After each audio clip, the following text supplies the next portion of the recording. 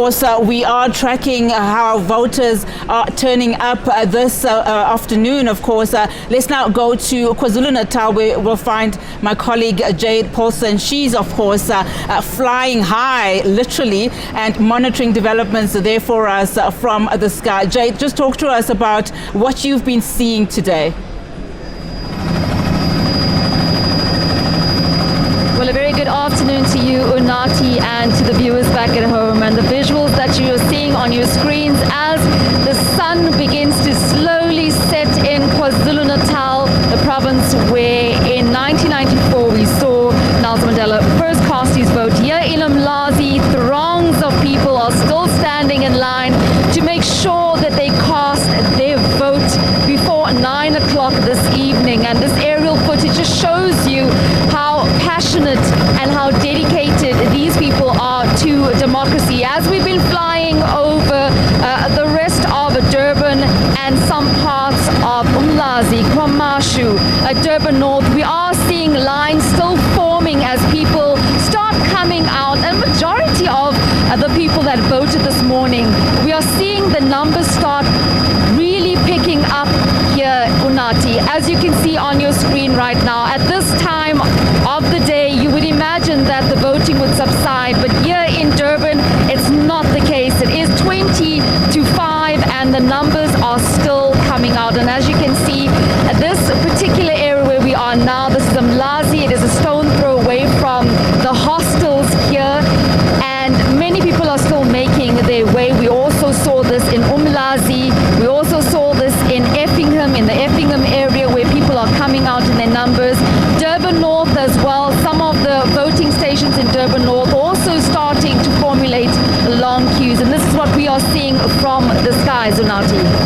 I mean, Jade, those are very beautiful views, because it just gives you a sense that people are really treating this election as an important one. Jade, very quickly, I mean, earlier on we saw that, of course, law enforcement authorities just giving that briefing around safety and security, which is one of the things that police have been saying that they're tracking, particularly in KwaZulu-Natal, as they've indicated they are looking at 200 or so voting stations that were identified as high risk.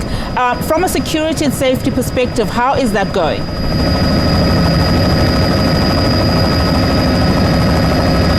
Yes, Unati, that is true. We did speak to the provincial commissioner here in KwaZulu-Natal, Nhlanhla Mkhwanazi, and he addressed us earlier on, where he said that he would be telling all the different challenges that they had from various voting stations and all the information that they received. And after 6 o'clock, they will give us a meticulous report of what happened and transpired across the province. But yes, you're quite right there. Various hotspot areas, according to the KwaZulu-Natal Justice, Crime Prevention and Security Cluster, more than 200 voting stations in the province have been identified as risks.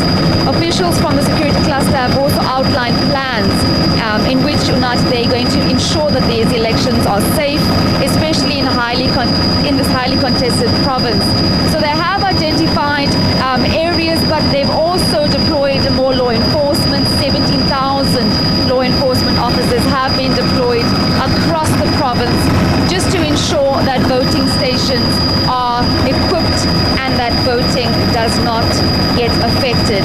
But it seems, Unati, that the country's youth is really stepping up. We've seen, very eager youth making their mark at the polls today, and that was quite interesting to see the youngsters coming out. We've engaged with them and we've asked them what brings them out today to cast their vote, and many are very optimistic about this day. Many are optimistic about the country's democracy, and as you can see on your screens right now, that is testament to that.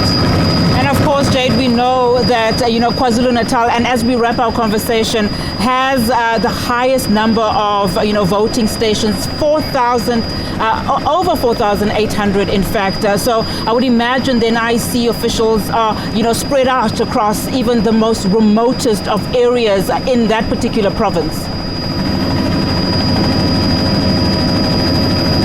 That is very true. One of the issues that we did see, Unati, is that some of the voting stations did open quite late, and this was due to, well, the IEC says that this was due to non-availability of SABC officers to escort presiding officers to collect voting materials. And this is one of the questions we posed to the provincial commissioner, asking him why was this the case. And he said, you know, in a province as vast as KwaZulu-Natal, we are going to see these challenges, we are going to see these issues cropping up. But he said that he also flew over the province. He said that everything seems calm. There were areas affected, such as Jozini, Ugu district and Umzumbe, where they saw some challenges at those voting stations. But he will give us a meticulous report by the end of the day, just to tell us what exactly occurred in some of those voting stations. But as the PC flew over the province, he did say that it was peaceful, that he saw many lines like we are seeing today, and everything has been very calm as the voting continued. All right, thank you so much for that. Of course, our reporter there, Jade Paulse, of course, flying high there for us, literally just giving us a bird's eye view in terms of how people have come out in their numbers to vote in various parts of KwaZulu-Natal.